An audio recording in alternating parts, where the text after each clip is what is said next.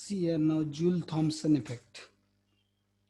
तो joule Thomson effect क्या है कि देखो, हम अगर गैस को कॉम्प्रेस गैस को अगर एक्सपांड करने देते हैं छोटे से, अगर ओपनिंग में से, छोटे से होल में से, तो अगर कूलिंग इफेक्ट हो रहा है तो उसमें क्या होगा, तो उसमें टेम्परेचर कम हो रहा है तो उसको जूल थॉमसन इफेक्ट बोलते हैं। समझ में आ रहा है? किसी एक कंटेनर में कंप्रेस करके गैस भरा हुआ है, जैसे आपका घर के अंदर गैस सिलेंडर जो है वो वाला, तो उसको कंप्रेस करके गैस भरा हुआ, हाईली कंप्रेस्ड है वो। तो अगर उसमें से क्या करेंगे हम लोग, जैसे ही रेगुलेटर को ऑन करते हैं तो उसमें से क्या हो रहा है, गैस जो है बाहर आ रहा है, एस्केप हो रहा है। तो हम देखते कि वहां पे क्या होगा, कूलिंग इफेक्ट शो करेगा, वो टेम्परेचर गिर जाएगा, तो उसको क्या बोलते हैं हम लोग, जूल थॉमसन इफेक्ट। समझे? यस या yes Joule sir. Thomson effect. तो ये जो है, ऑब्जर्व, ये जो जूल थॉमसन इफेक्ट है तो कुछ टेम्परेचर के नीचे ही होता है। तो देखो, देर आर, अभी हम अलग अलग टेम्परेचर देखने वाले हैं। तो उस टेम्परेचर का हम देखेंगे जूल थॉमसन इफेक्ट। तो इनवर्जन टेम्परेचर देखेंगे हम लोग, तो उसमें आपको ये डिटेल समझेगा। बट इतना जूल थॉमसन इफेक्ट क्या है, इतना समझा सबको? Yes sir. या तो देखो, वांडरवाल को इनवर्जन टेम्परेचर मतलब ऐसा टेम्परेचर जिस टेम्परेचर से नीचे अगर कॉम्प्रेस गैस एक्सपांड हो रहा है, तो कॉम्प्रेस गैस एक्सपांड हो रहा है तो इट शोज कूलिंग इफेक्ट। तो क्या होगा, cooling effect. Below inversion temperature, inversion temperature के नीचे अगर गैस एक्सपांड हो रहा है तो। अगर इनवर्जन टेम्परेचर के ऊपर अगर टेम्परेचर है, उस पे गैस अगर एक्सपांड हो रहा है तो इट शोज हीटिंग इफेक्ट। कौन सा? हीटिंग। समझे क्या? Yes sir. और at yes yes sir. Sir. और अगर टेम्परेचर इनवर्जन टेम्परेचर के बराबर होगा तो नाइदर हीटिंग नॉर कूलिंग, दोनों भी शो नहीं करेगा वो।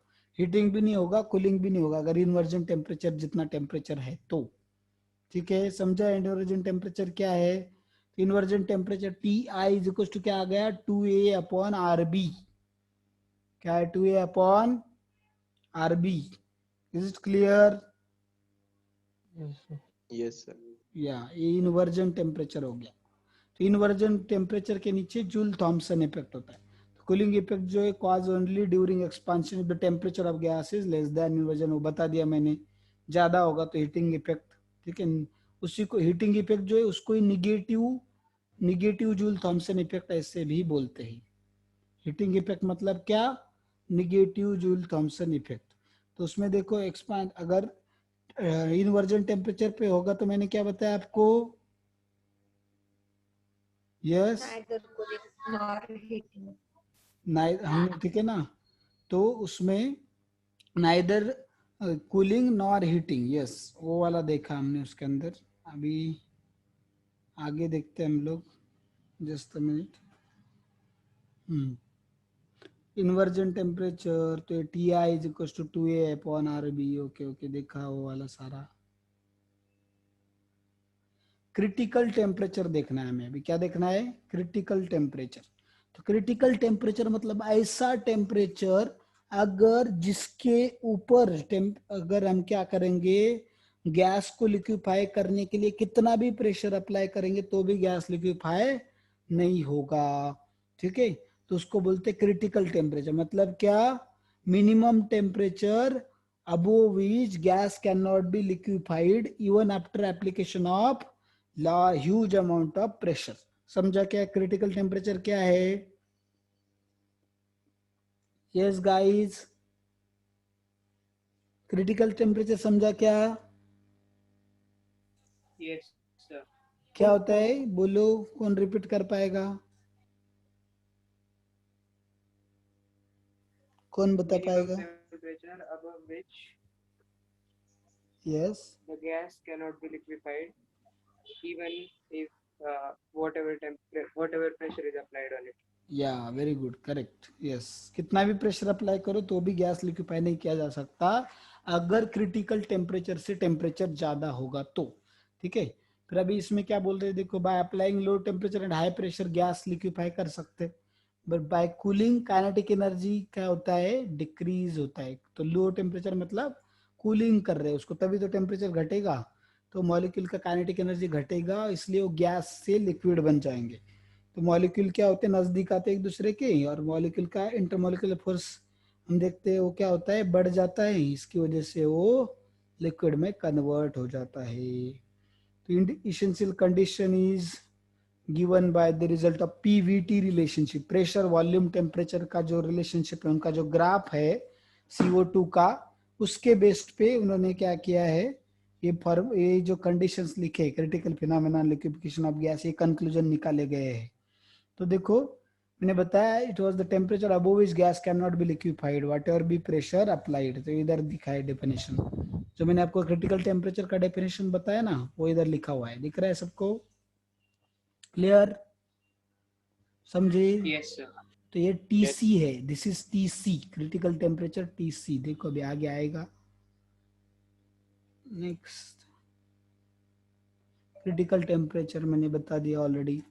तो क्रिटिकल प्रेशर क्या होता है, ठीक है, क्रिटिकल टेम्परेचर पे जो भी प्रेशर होगा उसको क्या बोलेंगे हम लोग, क्रिटिकल प्रेशर। ठीक है, whatever pressure is present at critical temperature for the liquefaction of gas, that is called as critical pressure. Is it clear? Yes.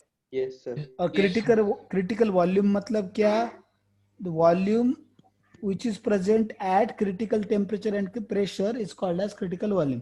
critical temperature और critical pressure पे गैस का जो भी वॉल्यूम होगा उसको critical volume ऐसे बोलेंगे। Is it clear guys?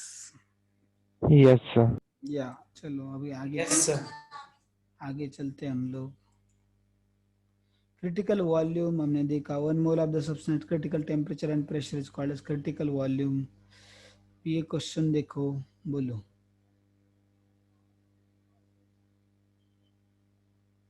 कौन सा है इसमें से आंसर, बोलो।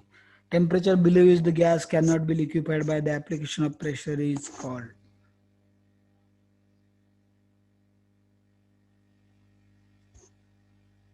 यस,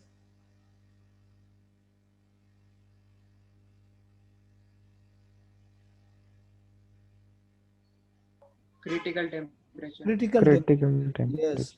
तो आप सोच रहे होंगे कैन, देखो बिलो विच, क्यों बिलो विच लिखा है, तो इधर कैन भी लिखा है, ठीक है। अबो विच होता तो इधर क्या होना चाहिए था, कांड बी, बराबर है, समझ में आ रहा है? Yes, sir.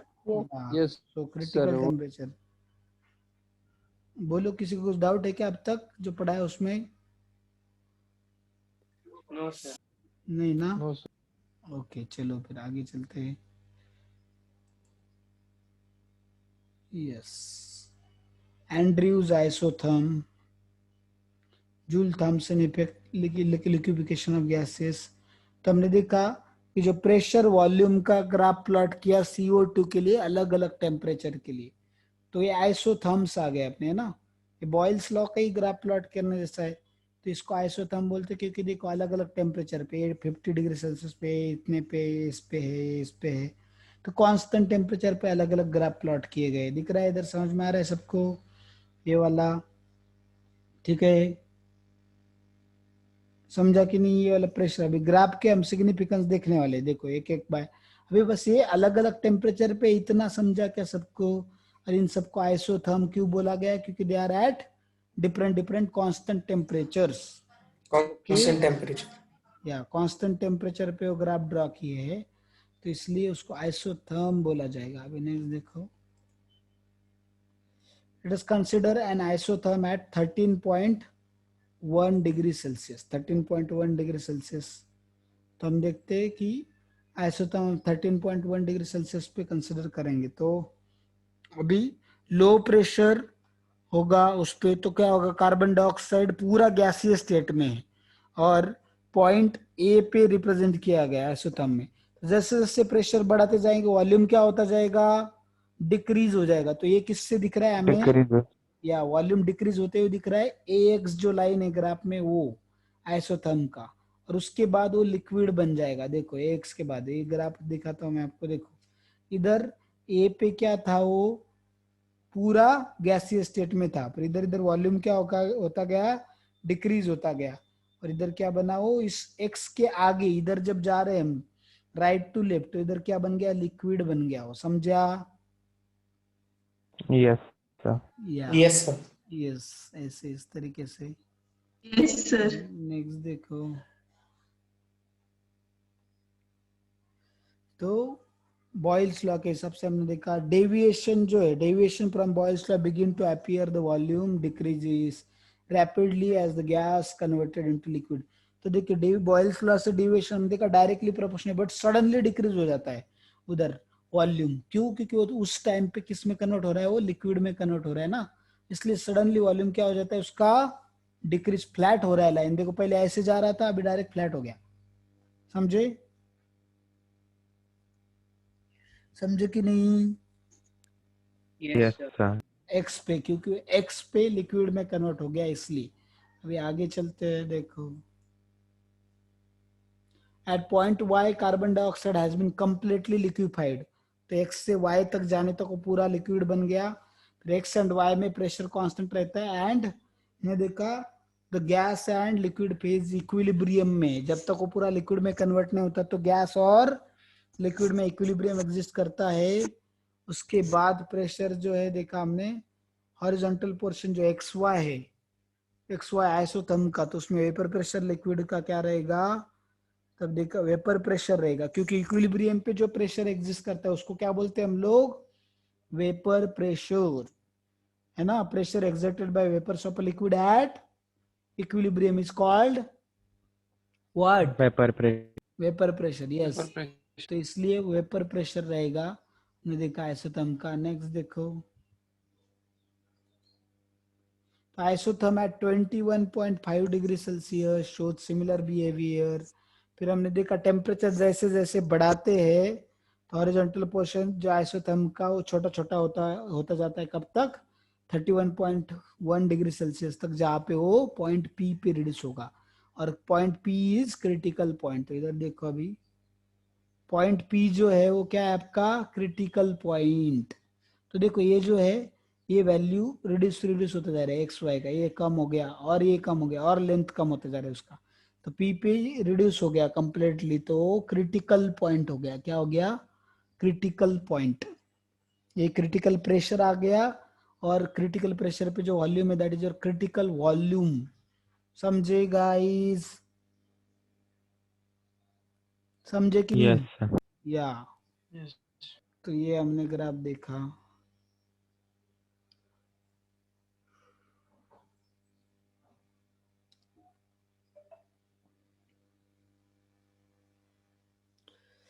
तो इस पॉइंट पे हमने देखा लिक्विड एंड गैस फेज जो है, इस पॉइंट पे बाउंड्री जो है लिक्विड एंड गैस फेज में मेनिस्कस डिसअपीयर हो जाता है, और हमने देखा वो दोनों फेज के कैरेक्टरिस्टिक्स आइडेंटिकल हो जाते हैं। और अगर 31.5 डिग्री सेल्सियस से जाएंगे, ऊपर जाएंगे, तो लिक्विफिकेशन नहीं हो रहा है। इसका मतलब क्या है, 31.1 डिग्री सेल्सियस कौन सा टेम्परेचर है,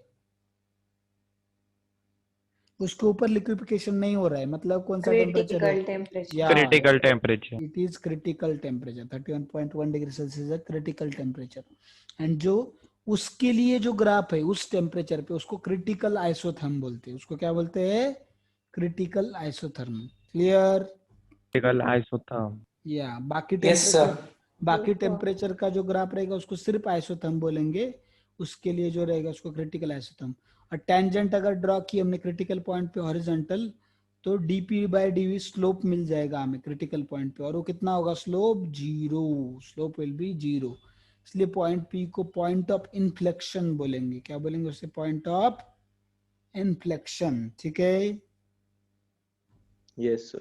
rate of change of Okay. Pressure with rate of change of volume, मतलब उसमें कुछ चेंज नहीं हो रहा है, दोनों का रेट में कुछ चेंज नहीं हो रहा है, कांस्टेंट चेंज है उधर, तो इसलिए वो जीरो हो जाएगा। तो इसलिए पॉइंट ऑफ इन्फ्लेक्शन, उसके आगे बढ़ेगा या कम होगा।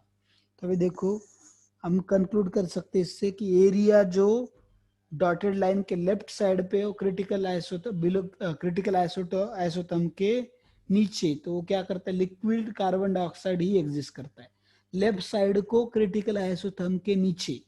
और अगर हम देखते हैं हॉरिजॉन्टल पोर्शन डॉटेड लाइन के अंदर जो है वो इक्विलिब्रियम एग्जिस्ट करता है, इक्विलिब्रियम शो करता है। ठीक है, तो इसमें देखो बाकी सारी चीजों ग्राफ का इतना कुछ लेना देना नहीं है आपको, जैसे आप समझ लो उसको और जितना रह सकता है याद रखो।